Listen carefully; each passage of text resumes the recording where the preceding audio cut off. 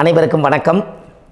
பாரம்பரிய திருவள்ளுவர் குலவம்சம் பிரசன்ன ஜோதிடர் சுப மாரிமுத்து திருப்பூரிலிருந்து இந்த பதிவு உங்களுக்காக.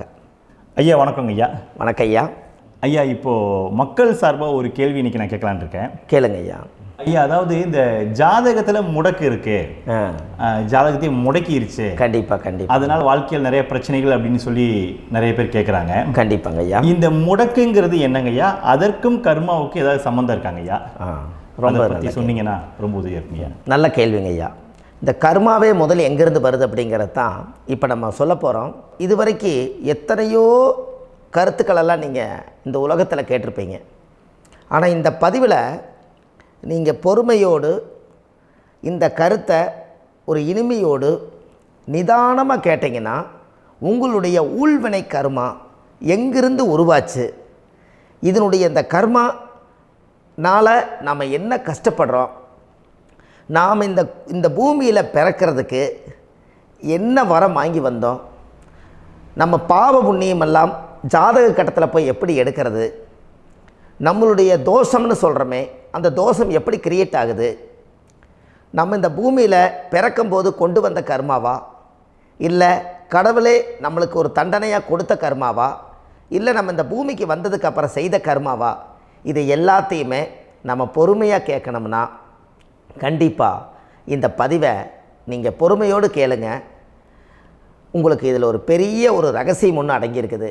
அந்த ரகசியத்தை தான் இன்றைக்கி இந்த உலகத்துக்கு அரங்கேற்றம் பண்ணுறேன். இந்த முடக்கு நம்ம ஐயா கேட்டதில் ஒரு அற்புதமான ஒரு விஷயம் என்ன அப்படின்னு கேட்டிங்கன்னா, முடக்குங்கிறது அந்த காலத்தில் பெரிய திறமையை கட்டி போட்டு வச்சுட்டா நம்மனால் அது இயங்க முடியுமா? முடியாது இல்லைங்களா ஐயா? முடியாது. அப்போது அதே மாதிரி ஜாதக கட்டத்தில் நமக்கு வேண்டிய யோகத்தை கடவுளே நம்மளுக்கு நாம் செய்த பாவத்தினால அது முடக்கி வச்சிருச்சுன்னா அந்த பாவகத்தை அந்த ஜாதகர் அனுபவிக்க முடியுமா? அனுபவிக்க முடியாது. அப்போது அந்த அனுபவிக்க முடியாமல் வெளி உலகத்தில் போய் நம்ம தேடி போன பிறவியில் செய்த பாவத்தை இந்த பிறவியில் நீங்கள் தேடி கண்டுபிடிச்சி வாழ்க்கையில் நீங்கள் எப்போ மேலுக்கு வர்றது? அப்போது அந்த கர்மா 12 ராசி கட்டத்துக்குள்ள 27 நட்சத்திரத்தில் 9 கிரகங்களுக்குள்ள ஒரு பெரிய ஒரு ஆத்துமாத்துமான கர்மா, உங்கள் பூர்வ ஜென்ம கர்மா இதுக்குள்ளே எங்கேயோ ஒரு இடத்துல முடங்கியிருக்குது.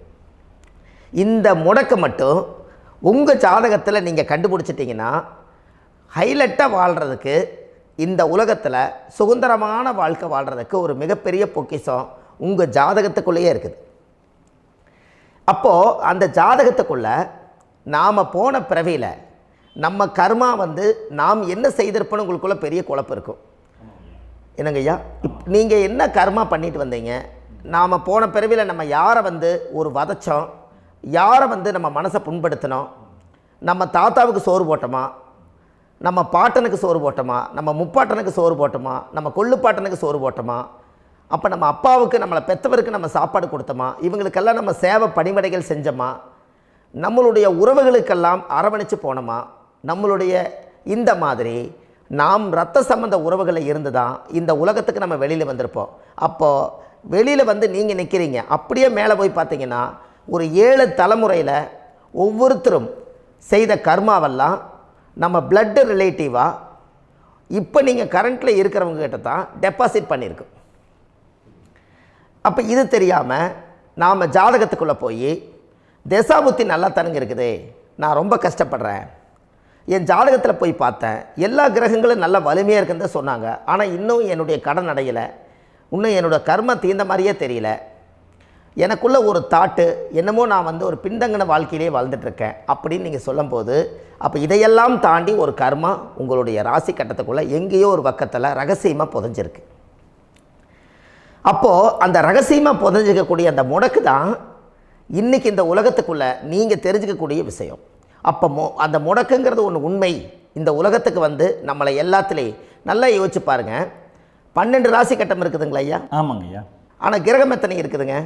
9 தான் இருக்குங்க ஐயா. ஆமாம், 12 ராசிக்கு 12 கட்டத்துக்கு 12 கிரகம் கொடுத்துருக்கலாமல்ல கடவுள். அப்போ ஏன் 3 கட்டத்தை மட்டும் எம்டி பண்ணி மீதி 9 கிரகத்தை வச்சுக்கிறாருன்னா, அப்போ நாம் செய்த 3 தலைமுறை கர்மாவுக்கு அது எந்த கட்டம் பிளாக் ஆகுதோ அந்த கட்டத்துக்குள்ளே ஏதோ ஒரு ரகசியம் இருக்கிறனால தானே எங்கேயோ ஒரு பக்கத்தில் நீங்கள் கண்டிப்பாக கர்மாவில் மாட்டுவீங்கிறது கடவுளே படைச்சு தானே இதை உருவாக்கியிருக்காரு. 12 ராசிக்கு 12 கட்டம் கொடுத்துருந்தா எங்கே நீங்கள் சுற்றி வந்தாலும் ஏதோ ஒரு வீட்டுக்குள்ளே போய் உட்காந்துக்கலாம். ஆனால் ஒரு வீடு சுத்தமாக இருக்குது, ஒரு வீட்டில் 4 கிரகம் இருக்குது, ஒரு வீட்டில் 3 கிரகம் இருக்குது, ஒரு வீட்டில் 5 கிரகம் இருக்குது, ஒரு 3 வீடு 4 வீடு காலியாக இருக்குது. அப்போ எங்கேயோ ஒரு ராசி கட்டத்துக்குள்ளேயே கடவுளுடைய கர்மா விளையாட்டு, அது ரகசிய விளையாட்டு தான். அப்போது இந்த இடத்துல தான் உங்கள் ஜாதகத்தில் முடக்கு இருக்குது. இந்த முடக்கை நீங்கள் எப்படியெல்லாம் அதை ஆராய்ச்சி பண்ணி கண்டுபிடிக்க முடியும் அப்படிங்கிற ஒரு விஷயத்தை தான் இன்றைக்கி நம்ம இந்த உலகத்துக்குள்ளே இதை நுழைக்க போகிறேன். இப்போ அப்பா செய்த பாவம்னு ஒன்று இருக்குமில்லங்க ஐயா, நம்ம அறியாத வயசில் தெரியாதில்ல, அப்பா செய்த பாவம்னு இருக்கும். அப்பாவுடைய சொத்து பிள்ளைக்குத்தானா, அப்பாவுடைய பாவம் பிள்ளைக்குத்தானே, என்னங்க ஐயா?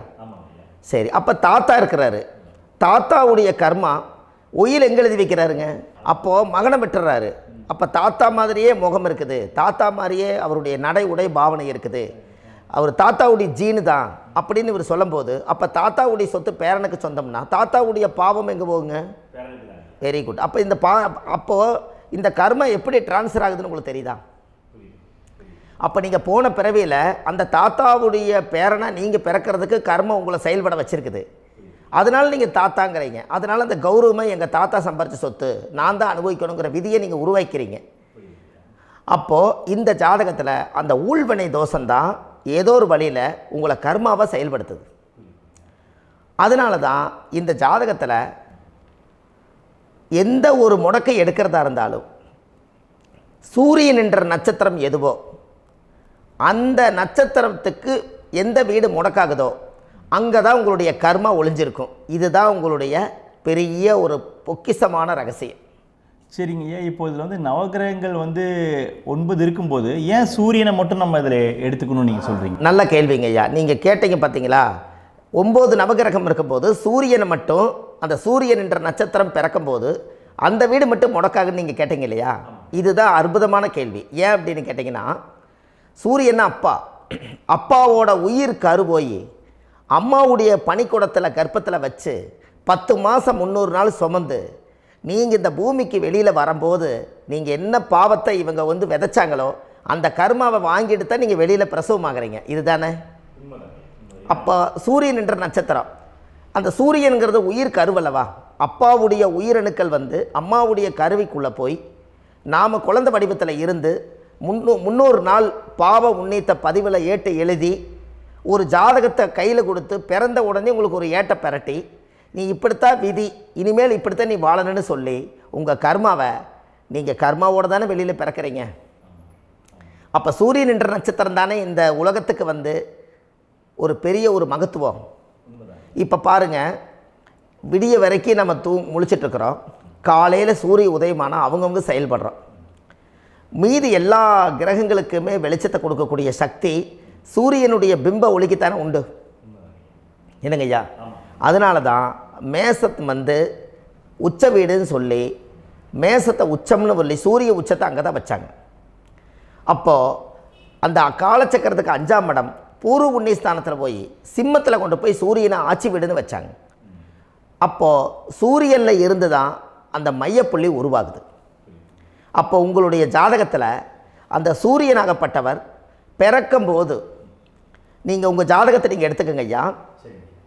நீங்கள் இன்றைக்கே போய் கதவை திறந்து உங்கள் பெட்டியை திறந்து பீர்வாவுக்குள்ளே உங்களுடைய ஜாதகம் இருக்குது, அந்த ஜாதகத்தை எடுத்து ஜோதிடர்கிட்டையே நீங்கள் சந்தேகம் கேட்குறக்கு முன்பு நீங்களே உங்களுடைய கர்ம பற்றி தெரிஞ்சுக்கிறதுக்கு இந்த பதிவில் உங்களுக்கு ஒரு ரகசியத்தை சொல்லித்தரேன். உங்கள் ஜாதகத்தில் இப்போ இது வரைக்கும் ராசி கட்டத்தை நீங்கள் பார்த்துருப்பீங்க, ஆனால் பாதசாரம்னு ஒன்று இருக்கும் இல்லைங்களா? ராசிக்கு பாதசாரம்னு ஒன்று இருக்கும். சூரியன் என்ன நட்சத்திரத்தில் இருக்குது, சந்திரன் என்ன நட்சத்திரத்தில் இருக்குது, செவ்வாய் என்ன நட்சத்திரத்தில் இருக்குது, புதன் என்ன நட்சத்திர காலில் நிற்குது, இதெல்லாமே அந்த சாரம் இல்லாத ஜோதிடம் சோரம் போய்விடும். அதனால் அந்த சாரத்தில் நிற்கிது பார்த்தீங்களா கிரகம், அதில் இப்போ நீங்கள் உங்களுடைய ராசி கட்டத்தை ஓப்பன் பண்ணுங்கள். இதில் ராசி கட்டத்தில் சூரியன் என்ற நட்சத்திரம்னு ஒன்று இருக்கும் இல்லைங்களா?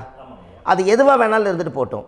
அந்த நட்சத்திரம் தான் நீங்கள் பிறக்கும்போது தாயுடைய கருவறைக்குள்ள கரு உருவான நட்சத்திரமே அதுதான். புரிஞ்சுங்களா ஐயா? பிறக்கும்போது நீங்கள் அந்த கருவுடைய நட்சத்திரம் அப்பா வந்து கருவை உருவாக்கி கர்மாவை விதைச்சது அந்த சூரியன் என்ற நட்சத்திரம் தான். அந்த வீட்டுக்கு தான் இந்த ராசி கட்டத்தில் உங்களுக்கு முடக்கு உருவாகுது. புரிஞ்சுங்களா ஐயா? அப்போது ஒரு ஜாதகத்தில் சூரியன் என்ற நட்சத்திரம் எதுவோ அதுதான் உங்களுடைய கர்மா நட்சத்திரம். இப்போ நம்ம பிறக்காதுக்கு முன்னாடி அப்பா கட்டத்தில் அந்த கர்மா டெபாசிட் ஆகிருக்கும். அதை ட்ரான்ஸ்ஃபர் எப்படி பண்ணுறாரு? அவருக்கு ஒரு கல்யாணம் வச்சு அவர் குடும்ப வாழ்க்கையில் வாழ்ந்து நம்மளோட உயிர் கருவை கொண்டு போய் ஊராம் பொண்ணை கல்யாணம் பண்ணி பொண்டாட்டின்னு எடுத்துக்கொண்டு அந்த பொண்டாட்டிங்கிற உரிமையாகி இவருடைய உயிர் கரு உருவாகி வாரிசுகள் வெளியில் வருது. அதானங்க ஐயா? அப்போது அந்த சூரியன் என்ற நட்சத்திரம் தான் இந்த உலகத்தில் ஒரு பிரம்மாண்டமான நட்சத்திரம். இந்த நட்சத்திரம் உங்கள் மனசுக்குள்ளே ஏதாவது இருந்துச்சுன்னா உங்கள் வீட்டில் ஏதாவது ஒரு நல்ல விஷயங்கள் நீங்கள் பண்ணுறதா இருந்தால் அந்த கர்மா நட்சத்திரம் சூரியனுடைய நட்சத்திரம் இருக்குது பார்த்தீங்களா, அந்த நட்சத்திரத்தில் எந்த ஒரு சேவைகளும் செய்யக்கூடாது. அதுதான் கர்மா. அதை போய் நீங்கள் ஆக்டிவேட் பண்ணி விட்டீங்கன்னா அது முன்னோர்களை வந்து நீங்கள் வந்து தொந்தரவு பண்ண மாதிரி. அந்த கர்ம நட்சத்திரம் தான் உங்கள் வாழ்க்கையில் அது புதஞ்சிருக்கிறதா. இப்போ குழந்தை பிறந்தாலோ சீர் சீமந்தங்கள் நீங்கள் செய்கிறதாலோ கல்யாணம் முக்கிறதுனாலோ உங்கள் ஜென்ம நட்சத்திரத்தன்னைக்கு கல்யாணம் பண்ண வேண்டாம்னு சொல்லிக்கிறாங்கல்லங்க. உங்களுக்கு ஜென்ம நட்சத்திரத்துக்கு முன்னாடி உங்களை உருவாக்குன நட்சத்திரம் தான் ஜென்ம நட்சத்திரம். அப்போ சூரியன் என்ற நட்சத்திரம் அப்பாவுடைய ஜென்ம நட்சத்திரமாக அந்த ஊழ்வினை கர்மம் செயல்படுது. அப்போ அந்த முடக்கு யார் வழியில் வந்தது? முன்னோர்கள் வழியில் வந்தது. முன்னோர்கள் கட்டி வச்சது யாரைய? குலதெய்வத்தை. அப்போ அந்த குலதெய்வத்தை போய் சாமிக்கு போய் வீடு வாசல்லாம் வலித்து குலதெய்வத்தை போய் தேங்காய் பழம் பூ மாலை கல்கண்டு வாங்கி அர்ச்சனை பண்ணி ஒரு அன்னதானம் ஒன்று பண்ணிவிட்டு சாமிக்கு பொங்கல் வச்சு நைவேத்தியம் பண்ணிவிட்டு உங்கள் ஜாதகத்தை வச்சு பூஜை பண்ணிவிட்டு வாங்க. அதுக்கப்புறம் தான் உங்கள் கர்மாவை கண்டுபிடிக்கிறதுக்கு வழியே பிறக்கும். குலதெய்வத்தை வணங்காமல் கோவிந்தா கோவிந்தா என்று பல தெய்வத்தை வணங்கினாலும் பலனொன்றும் இல்லைன்னு அந்த காலத்தில் முன்னோர்கள் சொல்லி வச்சுக்கிறாங்களா இல்லைங்களா? அதனால் கண்டிப்பாக அதை கண்டுபிடிச்சி நீங்கள் அதுக்கு ஒரு நைவேத்தியம் பண்ணால் மட்டும்தான் முதல்ல உங்கள் 5ஆம் பாவம் முன்னோர்கள் அது வேலை செய்யும். குலதெய்வ ஆலயத்துக்கு போயிட்டு வாங்க. போயிட்டு வந்துட்டு இந்த கர்மவினை தோஷத்தை நிவர்த்தி பண்ணுறதுக்குண்டான சரியான பரிகாரத்தை நம்ம எடுப்போம். அப்போது உண்மையாலுமே ஒரு ராசி கட்டத்துக்குள்ளே இந்த மாதிரி ஒரு அந்த கர்ம தோஷம் இருப்பதனால இந்த கர்மா தோஷத்துக்கு அந்த முடக்க தோஷங்கிறத நீங்கள் எடுத்து அதை கண்டுபிடிச்சி அந்த சூரியன் என்ற நட்சத்திரம் எந்த ராசி கட்டத்தில் போய் முடக்காயிருக்குதோ அந்த முடக்கு எந்த பாவகம் வந்து நம்மளுக்கு லாக் ஆகிருக்குதோ அந்த பாவகத்துக்கு உண்டான பரிகாரங்கள் அதுக்குரிய ஸ்தலங்கள் அந்த கோவில்களில் போய் சுவாமிக்கு தேங்காய் பழம் பூமாலை கல்கண்டு வாங்கி அர்ச்சனை பண்ணி நீங்கள் அந்த கோவிலுக்குள்ளே போய் உட்காந்து சாமி கும்பிட்டு வந்தீங்கன்னா உங்களுடைய ஜாதகத்தில் இருக்கக்கூடிய அந்த முடக்கு தோசை நீங்கி வாழ்க்கையில் நீங்கள் எதை சாதிக்க வந்தீங்களோ அந்த சாதனையை நீங்கள் சாதிச்சிட்ருப்பீங்க. புரிஞ்சுங்களா ஐயா? ஏன் அப்படின்னா அந்த முடக்கு நட்சத்திரத்துக்குள்ளே தான் ஒரு தோஷம் இருக்குது. இப்போ அந்த காலத்தில் பாருங்கள் ஐயா, முன்னோர்கள் எல்லாம் நிறைய பேர் கோவில் கட்டி வச்சுட்டு போயிருக்காங்களா இல்லைங்களா? இந்த கோவில் எதுக்காக கட்டி வச்சுக்கிறாங்கன்னா அவங்க கட்டினவங்களுக்கும் அந்த முடக்கு தோஷம் இருந்திருக்குது. ராஜாக்கள் இருந்திருக்குது, மன்னர்கள் காலத்தில் இருந்திருக்குது, ஜமீன்தார் காலத்தில் இருந்திருக்குது. இப்போ அவங்களுடைய அமைப்புகள் எல்லாமே முன்னோர்கள் என்னமோ அறியாமல் தெரியாத தன்னடக்கம் இல்லாத ஒரு கர்மாவை இவங்க செஞ்சிட்டாலும் அதுக்குரிய பரிகார ஸ்தலங்களை கொண்டு போய் அந்த காலத்திலே ஜாதகம் பார்த்து நம்ம வந்து முன்னோர்களுடைய பாவத்தை நாம் செய்த பாவத்தையும் தீர்த்துட்டு நமக்கு கீழே அடுத்த சந்ததிகள் அடுத்த தலைமுறைகள் வந்தாலும் இந்த கோவில்களுக்கு வந்து விளக்கு போட்டு சாமி கும்பிட்டு இந்த மண்ணை மிதிச்சிட்டு போனால் அன்னையோடு அந்த கர்மா தீருங்கிறது அந்த காலத்திலேயே முடக்க தோஷ பரிகாரத்தை கோவில் வழியில் அந்த காலத்தை திசை திருப்பி வச்சுருக்காங்க. அப்போ நீங்கள் கோவிலுக்கு போகாமல் கண்டிப்பாக இந்த பரிகாரத்தை நீங்கள் உடைக்க முடியாது. ஏன் உடைக்க முடியாதுன்னா இப்போ நீங்கள் எத்தனை வருஷம் வாழ்கிறீங்க ஐயா? 120 வருஷமே வச்சுக்கோங்க. சூரியன் திசை 6 வருஷம், சந்திரன் திசை 10 வருஷம், செவ்வாய் திசை 7 வருஷம், ராகு திசை 18 வருஷம், குரு திசை 16 வருஷம், சனி திசை 19 வருஷம், புதன் திசை 17 வருஷம், கேது திசை 7 வருஷம், சுக்கிரன் திசை 20 வருஷம். இப்போ நான் சொன்ன டோட்டலெல்லாம் கூட்டிங்கன்னா 120 வருஷம் வரும். இது ஒரு மனிதர் பிறந்து பூரண ஆயுளோடு வாழ்ந்தால் இந்த 120 வருஷம் வாழ்ந்தால் அவர் இந்த பூலோக பதவி விட்டு சிவலோக பதவி போயிடுவார். அதுக்கு பேர் தான் பூரண ஆயுள் என்று பொருள். அப்போ இந்த பூரண ஆயுளை வாழ்ந்தவருக்கு 120 வருஷம். கோயில் எத்தனை வருஷம் வாழுதுங்க ஐயா? கோயில் பழங்காலத்து கோயிலெல்லாம் எத்தனை வருஷம் வாழுதுங்க? 12 வருஷத்துக்கு கும்பாபிஷேகம். அது ஓகே, அது பரவாயில்ல. 12 வருஷத்துக்கு ஒருக்கா பழசை புதுப்பிச்சு கும்பாபிஷேகம் பண்ணி மறுபடியும் அதுக்கு பவர் ஊட்டி சக்தி ஊட்டி அதுக்கு உருவேற்றுறாங்க. நான் சொல்கிறது கோயில் 5000 வருஷம் 4000 வருஷம் பெரிய பெரிய சித்தர்கள், மகான்கள், ரிஷிமார்கள், யோகிகள், சித்தர்கள் இவங்களெல்லாம் போய் கோவில்லையே சிவனையும் பெருமாளையும் வழிபாடு பட்டுட்டு கோவில்லையே ஒரு ஓரத்தில் ஜீவசமாதி ஆயிட்டாங்கன்னு பழைய கால கோயிலில் சித்தர்கள் குடியிருக்காங்களா இல்லைங்களா? இருக்காங்கல்லங்க ஐயா. அப்போது நாம் 120 வருஷம் வாழ்கிறோம், கோவில் 5000 வருஷம் வாழுது. எங்கே சக்தி அதிகமாக இருக்குன்னு சொல்லுங்க? கோவிலில் தாங்க ஐயா. கோயில் தான், அதில் ஒன்றும் மாற்றம் இல்லைங்களே. கோயில் தாங்க. அப்போ கோவிலில் தான் அந்த சக்தி இருக்குதுன்னு நீங்கள் சொல்கிறீங்க. அப்போ உங்களுடைய கர்மாவை உடைக்கிறதுக்கு 120 வருஷம் பெருசா 5000 வருஷம் பெருசான்னு சொல்லுங்கள்? 5000 தாங்க. அப்போ 5000 வருஷம் உள்ள அலைகள் எத்தனை அந்த சிவனுக்கு இப்போ சிவன் கோயிலே உங்களுக்கு முடக்கு தோஷத்துக்கு ஒரு கோயில் வருதுன்னு வச்சுக்கோங்க. அந்த கோவிலில் எத்தனை முடக்குகளுக்கு உண்டான கோவில்கள், எத்தனை பழங்களை ஊற்றி சாமிக்கு அபிஷேகம் பண்ணியிருப்பாங்க, எத்தனை பால் கூட ஊற்றிருப்பாங்க, பன்னீர், தேன், இளநீ, மஞ்சள் நீர், திருமஞ்சனம், அபிஷேகம், பொங்கல், நைவேத்தியம் இத்தனையும் செஞ்சு அந்த சிவனை சிவனாக பார்த்து அந்த கருவறைக்குள்ள ஒரு கிராணங்கள் வரும்போதும் கூட பாதுகாப்பு பண்ணி வச்சு நல்ல சக்தியோடு அந்த கருவறையை புத்தியோடு அவங்க வேலை செஞ்சு அந்த காலத்தில் வச்சுருக்காங்களா இல்லைங்களா? அப்போது நம்ம வீட்டை அவ்வளோ சுத்தமாக வச்சுருக்க முடியுமா? என்னதான் வாஸ்து இருந்தாலும் முடியாது இல்லைங்களா? அப்போது அவ்வளவு ஒரு பவர்ஃபுல்லான கோவில் அந்த முடக்கு தோஷத்துக்குள்ளே ரகசியமாக அந்த கோயில் அடங்கியிருக்குது. உங்கள் ஜாதகத்துக்குள்ளே உண்மையாலுமே ஊழ்வினை கோயில், கர்மவினை கோயில் அதுக்குள்ளே இருக்குது. அந்த ஜாதகத்தை கணிச்சு பார்த்தா கரெக்டாக உங்களுடைய ஜாதகத்தில் அப்பாவுடைய கருவறையிலேருந்து உயிர் உருவாகிற நேரத்தில் இருந்து இப்போ வரைக்கும் நீங்கள் கரண்ட்டில் வாழ வரைக்கும் அந்த கர்ம கூட வர்றதை ஒரே ஒரு இடத்துல போனால் மட்டும்தான் விட்டுட்டு வர முடியும். அது எந்த வீடு அப்படின்னு கேட்டால் உங்களுக்கு அப்பாவுடைய கர்மா வழியில் போய் அந்த கோவில் பழையகால கோயில், பழையகால தெய்வங்கள், அந்த கோவில் தான் உங்கள் ஜாதகத்துக்குள்ள ரகசியமாக இருக்கும். அது ஏன் இந்த பதிவில் உங்களால் சொல்ல முடியாது அப்படின்னா, இந்த பதிவில் ஏன் உங்க சொல்ல முடியாதுன்னா உங்கள் ஜாதகம் தெரியாமல் என்ன கோயிலை நீங்கள் சொல்லுவீங்க?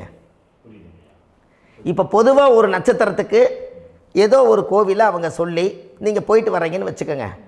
ஆனால் அது வேலை செய்யலைன்னா நம்மளுக்கு என்னங்க இவ்வளோ கஷ்டப்பட்டு போய் அதை பலனடையிலேன்னு கேள்வி கேட்டக்கூடாது. உங்கள் ஜாதகத்தை நீங்கள் கொண்டாங்க, உங்கள் டேட் ஆஃப் பர்த் டயத்தை போட்டு ஜாதகத்தை கணிச்சு நீங்கள் சூரியன் என்ற நட்சத்திரத்துக்கு உங்களுடைய கர்மவினை கோவில் யார், உங்களுடைய முடக்கு யார், ஊழ்வனை தோஷத்துக்கு உண்டானவர் யார், தாய் வழி கர்மா யார், தந்தை வழி கர்மா எது, நீங்கள் பிறக்கும்போது வந்த கர்மா என்ன, இது எல்லாம் கணிக்காமல் பொதுவாக ஒரு கோயிலில் போய் நீங்கள் பாட்டுக்கு சாமி கும்பிட்டு வந்தால் பலன் எப்படி கிடைக்கும்? கண்டிப்பாக கிடைக்காதுங்க ஐயா. என்னங்க ஐயா? அது தெரிஞ்சு பண்ணாதான் சரியா? ஒரு டாக்டர்கிட்ட போகிறீங்க, என்னை அப்படியே ஸ்கேன் பண்ணி ஒரே ஒரு மாத்திரை கொடுங்கன்னு கேட்டால் டாக்டர் கொடுப்பாருங்களா? அவர் என்ன பிரச்சனை இருக்குதோ அதை முதல்ல கண்டுபிடிச்சி ஸ்கேன் பண்ணி பார்த்து ரிப்போர்ட் எடுத்து அது மூலியமாக தான் கொஞ்சம் எடுத்து ஐயா உங்களுக்கு இந்த பிரச்சனை, இதுக்கு தீர்வுக்கு இதுக்குண்டான மெடிசன், இது இப்படித்தான் சாப்பிடணும்னு அது முறையாக சொல்லி அந்த உயிர் வாழ வைக்கிறாரு டாக்டர். அவர் ஒரு தெய்வ வடிவத்தில். கரெக்டுங்களா ஐயா? அப்போ உங்களோட கர்மா எங்கே செயல்படுது அப்படின்னா, இந்த முடக்க நீங்கள் இந்த பதிவில் தெரிஞ்சுக்கங்க. அதுக்குரிய நட்சத்திரம் என்னன்னு தெரிஞ்சு வச்சுங்க. உங்கள் ஜாதகத்தில் சூரியன் என்ற நட்சத்திரத்தை எடுத்துக்கங்க. அந்த வீட்டுக்கு முடக்க இந்த பதிவில் எந்த வீடு லாக் ஆகிருக்குதுங்கிறத நான் உங்களுக்கு இந்த வீட்டில் சொல்கிறேன். அந்த வீட்டு நீங்கள் பாருங்கள், உங்களுடைய லக்கணத்துக்கு அது எந்த வீடு. இப்போ லக்கணத்துக்கு ஒரு 7வது வீடுன்னே வச்சுக்கோங்க. அப்போ லக்கணத்துக்கு 7வது வீடே முடக்கு.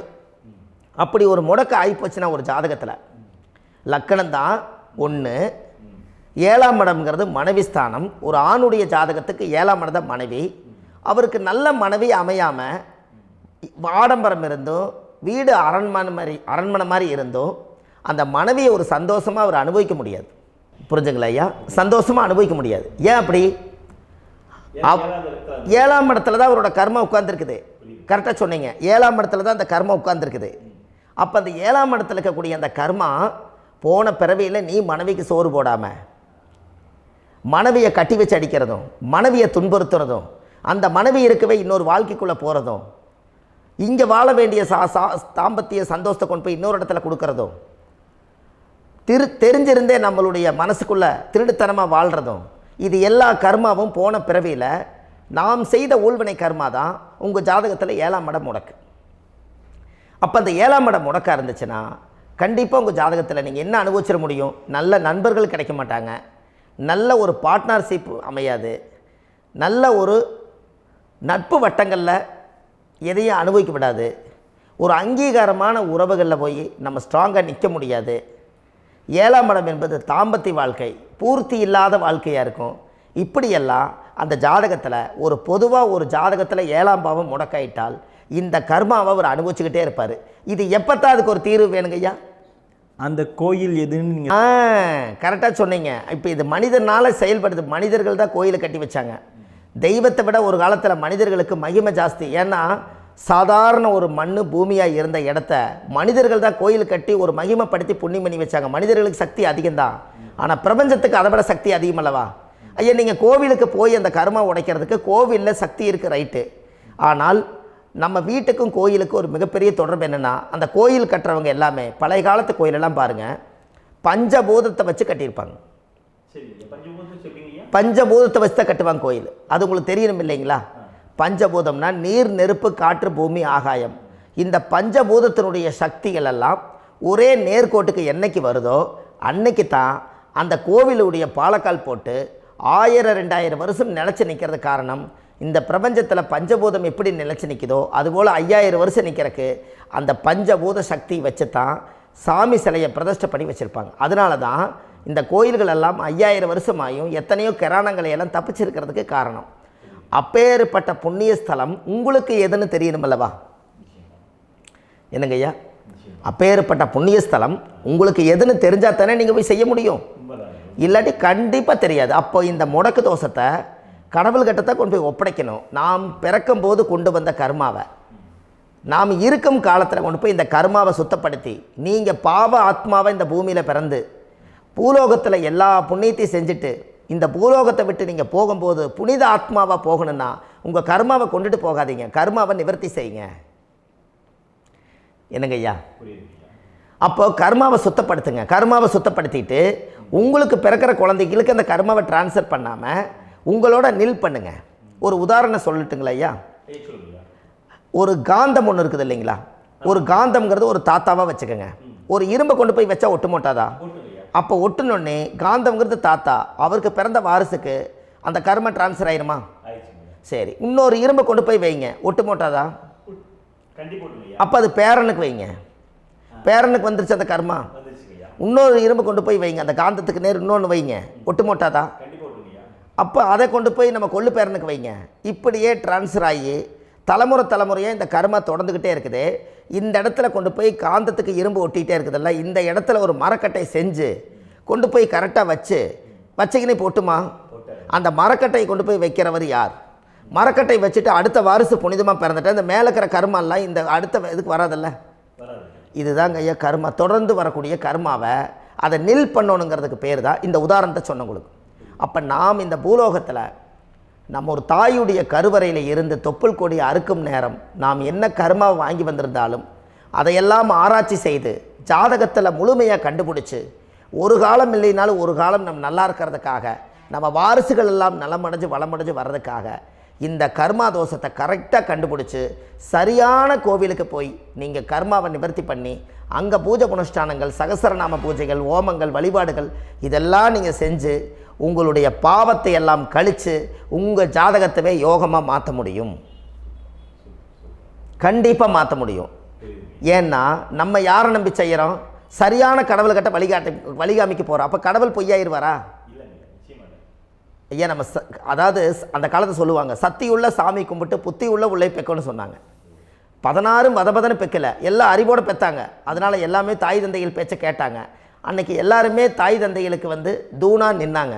அப்போ அந்த காலத்தில் சத்தியுள்ள சாமி கும்பிட்டு புத்தி உள்ள உள்ளே பெக்கணும்னு சொல்லி அன்றைக்கி அறிவோடு பெற்று இந்த கர்மாவை ஆளுக்கு ஒரு கர்மாவை டிரான்ஸ்ஃபரை பிரித்து எல்லாரும் சுத்தப்படுத்தினாங்க. இன்றைக்கி நம்ம ஒரு குழந்தை 2 குழந்தை பெற்று வச்சுருக்கோம். அவங்களுக்கே இவ்வளவு கர்மா வந்துருச்சுன்னா இந்த குழந்தைகளுக்கு என்னைக்கு இந்த கர்மாவை போய் கண்டுபிடிச்சி நீங்கள் எப்போ சரி பண்ணுவீங்கன்னு. அப்போ இந்த வாழ்க்கையில் ஏதோ ஒரு பிரபஞ்ச சக்தி நம்மளை அறியாமல் என்னமோ ஒரு இயக்கத்தில் கொண்டு போய் விட்டுருச்சுங்களா? அப்போ இனிமேலாவது இந்த கர்மாவில் இருந்து கண்டிப்பாக நம்ம நிவர்த்தி ஆகணும்னு சொன்னால் இந்த முடக்கு தோஷத்தை யாரெல்லாம் கண்டுபிடிச்சி இந்த ஊழ்வினை கர்மாவில் இருந்து நாம் கருவறையில் சுமக்கும் போது 10 மாதம் நீங்களாம் என்னென்ன நினச்சிருப்பீங்க? அதாவது கருவறைக்குள்ள கருப்பாக ஒரு பிண்டம் இடப்பக்கம் கிடக்கையில் இந்த பூமிக்கு வரும்போது நீங்கள் என்னென்ன நினச்சிருப்பீங்க? இந்த பிறந்ததுக்கு அப்புறம் வந்து தான் அம்மா தெரியுது, அப்பா தெரியுது, தாத்தா தெரியுது, பாட்டி தெரியுது, இந்த உலகத்தில் கண்கொள்ளாத காட்சிகள் எல்லாம் தெரியுது, எல்லாம் தெரியுது. ஆனால் 10 மாதம் உங்கள் வாழ்க்கையில் நீங்கள் இருக்கும்போது நீங்கள் என்னென்னலாம் நினச்சி இந்த பதிவில் இறைவன் கொடுத்தாரோ அதையெல்லாம் அனுபவிக்கத்தான் வந்தீங்க. அதுக்கு இடையில இருக்கிறதான கர்மா. இந்த ஒரு விஷயம் உங்களுக்கு கிடச்சிருச்சுன்னா நீங்கள் எல்லாருமே ராஜயோகமாக பிழைப்பீங்கள்ல. இதில் ஏழை பணக்கார யாரையுமே சொல்ல வரல. அவங்க பிறக்கும்போது புண்ணியத்தை பொறுத்து தான் போன ஜென்மத்தில் நம்ம என்ன புண்ணியங்கள் பண்ணி வச்சோமோ அந்த புண்ணியத்தில் இன்றைக்கி நல்லா வாழ்கிறாங்க. ஒருத்தர் கேட்டார், என் ஜாதகத்தில்ங்க எங்கூட படித்தவர் இடம் வாங்கிட்டார், வீடு வாசல் கட்டிட்டார், தொழில் பண்ணிட்டார், நல்லா இருக்கார், ஆனால் நான் இன்னும் அப்படியே தான் இருக்கிறேங்கன்னு ஒருத்தர் கேட்டார். அதுக்கு ஒரு கருத்து என்னென்னா, டேட் ஆஃப் பர்த் ஒன்று தான், டைம் ஒன்று தானே வச்சுக்கோங்க. அவங்க அப்பா செஞ்ச புண்ணியம் வேறு, நீங்கள் செஞ்ச பாவங்கள் வேறு. அவர் செஞ்ச புண்ணியத்தினால அவருக்கு எல்லாமே முன்னாடி கிடைக்கிது. நீ கர்மாவெல்லாம் கழிச்சிட்டீங்கன்னா பின்னாடி கிடைக்க போகுது. இதில் மற்றவங்களை பற்றி வேற்றுமையாக நினைக்கிறதுல எந்த ஒரு இதுவுமே இல்லை. அப்போ ஒருத்தர் பார்த்து ஒருத்தர் வாழ வேண்டாம். உங்களுடைய சுய அறிவை வச்சு இந்த பூலோகத்தில் இந்த பூமியில் நீங்கள் 4 தெரிஞ்சு நல்ல விதமாக கற்றுக்கிட்டு இந்த உலகத்தில் சிறப்பாக வாழ கற்றுக்குங்க. அதுக்கு அந்த ஊழ்வினை தோஷத்தை கண்டுபிடிங்க. உங்களுக்குன்னு ஒரு முடக்கு இருக்குதுங்கிறத இன்றைக்கி நீங்கள் எழுதி வைங்க. அதை எப்படியாவது கண்டுபிடிங்க, அதை தேடுங்க. ஒரு முறை நீங்கள் ஜாதகத்தை கொண்டு வாங்க. அந்த ஜாதகத்தை கொண்டு வந்து உங்கள் பாவகத்தில் எத்தனாம் பாவம் முடக்காயிருக்குதுன்னு பாருங்கள். அந்த பாவகம் முடக்காயிருச்சுன்னா உங்கள் வாழ்க்கையில் அதிலிருந்து உங்களால் வெளியில் வரவே முடியாது, கண்டிப்பாக வர முடியாது. அதை நீங்கள் கண்டுபிடிச்சா மட்டும்தான் நீங்கள் மேலே வர முடியும். ஏன்னா நிறைய பரிகாரங்கள், பூஜைகள், யாகங்கள், ஓமங்கள் எல்லாம் செய்து வச்சும் கூட அந்த கர்மவினைக்கு உண்டான கோவிலுக்கு போய் அந்த 5000 வருஷ பழமை வாய்ந்த தெய்வத்துக்கிட்ட போய் நீங்கள் முறையிட்டு விளக்கு போட்டு உங்கள் கர்மத்தை எல்லாம் நான் நீ தான் தீர்த்து கொடுக்கணும்னு சொல்லி நம்பிக்கையோடு நீங்கள் போய் அந்த சரணாகதி அடையிறீங்க பாருங்கள், அங்கே தான் உங்கள் கர்மாவை எடுத்து விடுறாரு. அப்போ இந்த ரகசியம் உங்களுக்கு வேணுமல்லவா? அப்போ உங்கள் ஜாதகத்தில் எங்கே முடங்கி அதுக்குரிய கோவில்கள் எல்லாம் என்ன, அதுக்கு தான பரிகாரம் என்ன, அதுக்கு நீர் பரிகாரம் என்ன, யாத்திரை பரிகாரங்கள் என்ன, நீங்கள் வீட்டில் இருந்தே செயல்படுத்தக்கூடிய பரிகாரங்கள் என்ன, பரிகாரம் கோவிலுக்கு போய்த்தான் நடக்குமா, இல்லை நாம் வீட்டில் வச்சு வணங்குறதுனால நடக்குமா, நாம் செய்யக்கூடிய தர்ம பரிகாரங்கள் என்ன, தான பரிகாரங்கள் என்ன, இப்படி பல விதமாக இருக்கிறனால உங்கள் ஜாதகத்துக்கு எந்த மாதிரி பரிகாரம் கனெக்ட் ஆகுதுங்கிறது தெரியணும். இது தெரியாமல் கண்டிப்பாக உங்களால் செயல்படுத்துறது ரொம்ப கஷ்டம். இதனால் இதை நீங்கள் தெரிஞ்சுக்கணும்னா இப்போ நம்ம பாருங்கள், நீங்கள் அந்த தெரிஞ்சுக்கிட்டாலே உங்கள் வாழ்க்கையில் ஒரு டைம் தான் நீங்கள் தெரிஞ்சுக்க போகிறீங்க. உங்களுடைய கர்மா என்ன, நீங்கள் எங்கே செயல்பட்டு போயிட்டுருக்கிறீங்க, உங்கள் போகிற பாதை சரியா இல்லை அந்த பாதையில் முள்ளு கல் இருக்குதா, இது எல்லாம் உங்களுக்கு தெரியலனா இந்த முடக்கை கண்டுபிடிக்கக்கூடிய சக்தி வாய்ந்த இந்த கர்மாவை நிவர்த்தி பண்ணுறதுக்கு வழிகள் இருக்குது. அதனால் நீங்கள் கண்டிப்பாக இந்த முடக்கை தெரிஞ்சுக்கணும். இந்த முடக்கு ராசினா என்ன உண்மையாலுமே உங்கள் வாழ்க்கையில் நீங்கள் தெரிஞ்சு இனிமேல் உங்கள் வாழ்க்கையில் இதுவரையிலும் கர்மாவுக்குள்ளேயே கஷ்டப்பட்டீங்க, வழி தெரியாமல் கண்ணை கட்டி காட்டில் விட்ட மாதிரி இருந்தீங்க. இனி அப்படி இருக்க வேண்டாம். உங்கள் ஜாதகத்தில் 12 ராசி கட்டத்தில் 9 கிரகம் போகும், மீனி 3 கிரகம், 3 கட்டம் உங்களுக்கு எங்கேயோ ஒரு பக்கத்தில் 3 கட்டம் எம்டியாக தான் இருக்கும். கரெக்டுங்களா? அது இல்லாமல் ஒரு ஜாதகம் பிறக்காது. ஏன்னா 9 கிரகத்துக்கு 9 கணக்கு போட்டால் 3 கட்டம் எம்டியாக தான் நிற்குது.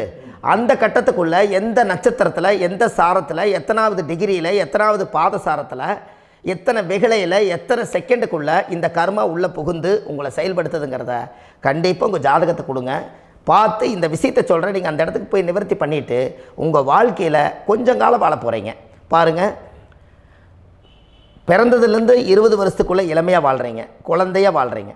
20லேருந்து 40 வயசுக்குள்ளே தான் உங்களுக்கு ஒரு பொண்ணை பார்த்து கல்யாணம் பண்ணி ஒரு கரு உருவாக்குறீங்க. அதுக்கப்புறம் 40லேருந்து 60க்குள்ளே குழந்தை பெற்று கடமை முடிச்சிடுறீங்க. 60 வயசுக்கு மேலே ரிட்டையர்ட் ஆகிடுறீங்க. இந்த 20க்கும் 60க்கும் இல்லாத 20லேருந்து இந்த 40 வயசுக்குள்ளே உங்களோட தேடல் என்னவோ அது வாழ வேண்டிய சுகபோகமான வாழ்க்கை எல்லாமே அந்த 40க்குள்ளே தான் இருக்குது. இந்த 40க்குள்ளே இருக்கக்கூடிய வாழ்க்கையை இந்த கர்மா தெரியாமல் காலத்தை வீணாக்க வேண்டாம். வாழ வேண்டிய வயசில் நீங்கள் வாழணும். அதுக்குரிய கர்மாவை நீங்கள் சுத்தப்படுத்துங்க. எப்படியெல்லாம் நீங்கள் சந்தோஷமாக வாழ்கிறீங்கன்னு எனக்கு ஒரு தகவல் கொடுங்க. வேறு லெவலில் நீங்கள் இருப்பீங்க. கண்டிப்பாக இந்த பதிவில் உங்களுக்கு நான் இந்த விஷயத்தை கொடுக்க போகிறேன். இந்த முடக்கு நட்சத்திரங்கள் என்ன அப்படிங்கிறத இந்த பதிவில் நீங்கள் ஒரு நோட் ஒன்று எடுத்துக்கோங்க, குறித்து வச்சுக்கோங்க. இதில் இருந்து அவங்கவுங்களுக்கு முடக்கு நட்சத்திரம் என்னங்கிறத இந்த பதிவில் நான் உங்களுக்கு கொடுக்குறேன். இந்த வீடு தான் அது முடக்குங்கிறத சொல்கிறேன். இதையெல்லாம் நீங்கள் தெரிஞ்சு உங்கள் ஜாதகத்தவே நீங்கள் முடக்கு எடுத்து கண்டிப்பாக உங்கள் வாழ்க்கையில் நீங்கள் நல்லா இருப்பீங்க. அதுக்கு ஒரு நோட் எடுத்து வச்சுக்கோங்க. இது வரைக்கும் கர்மாவை பற்றி நம்ம பேசினோம். உங்கள் ஜாதகத்தில் சூரியன் என்ற நட்சத்திரத்துக்கு தான் முடக்குன்னு சொன்னீங்களே, எந்த வீடுங்கிற ரகசியத்தை இன்றைக்கி நம்ம எல்லோரும் தெரிஞ்சுக்கலாமா? இத்தனை காலமாக நீங்கள் தெரிஞ்சுக்காத ஒரு ரகசியத்தை இன்றைக்கி உங்கள் ஜாதக கட்டத்தில் நீங்களே முடக்க கண்டுபிடிச்சி அதுக்குண்டான பலனை தேட போகிறீங்க. அந்த தேடல் தான் உங்களை கொண்டு போய் உட்கார வைக்க போகுது. ஒரு உதாரணம், உங்கள் ஜாதகத்தில் பாதசாரம் இருக்குது அல்லவா?